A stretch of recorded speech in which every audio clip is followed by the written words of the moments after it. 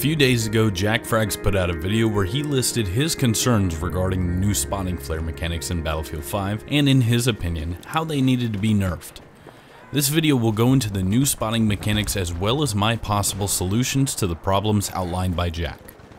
A big thanks to my friend Didi, who was able to capture a lot more recon footage than I ever could, and in general is a much better sniper than I am. I'll leave a link to his Twitch channel down in the description, so make sure you guys go and check him out.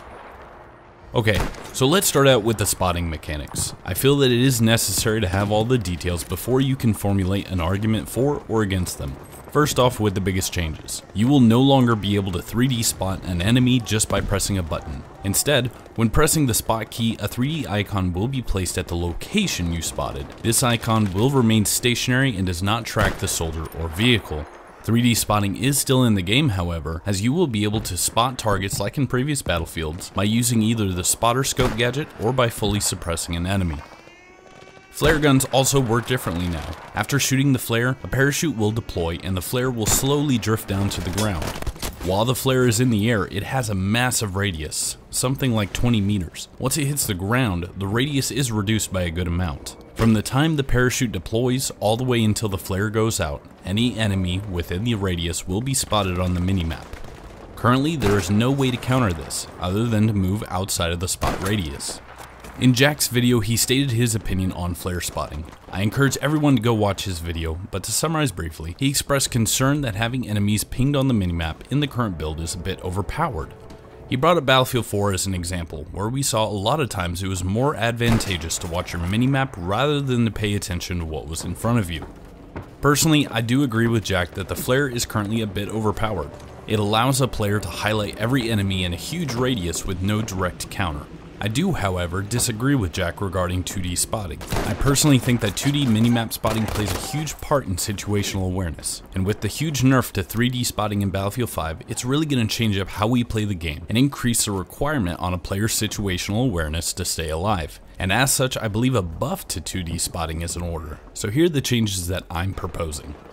First, flares will only highlight people in the radius that are moving. This makes the flares counterable by any player with good situational awareness, and if you see a flare close by, stop moving and stay hidden. It's not always ideal, but then it could make the flare a tactical gadget rather than a passive one, as you should really only fire your flare right before you move in to clear an area.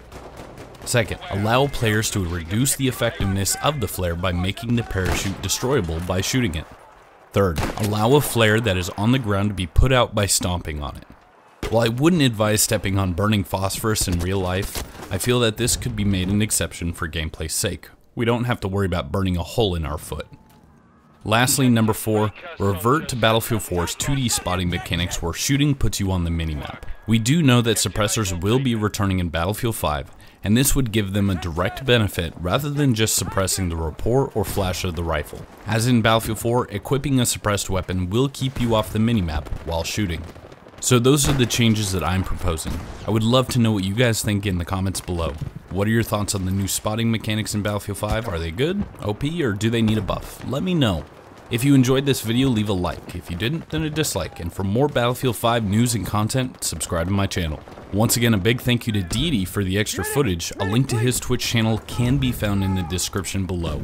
I cannot wait for Battlefield 5, and hopefully we find out more information about the alpha and beta soon.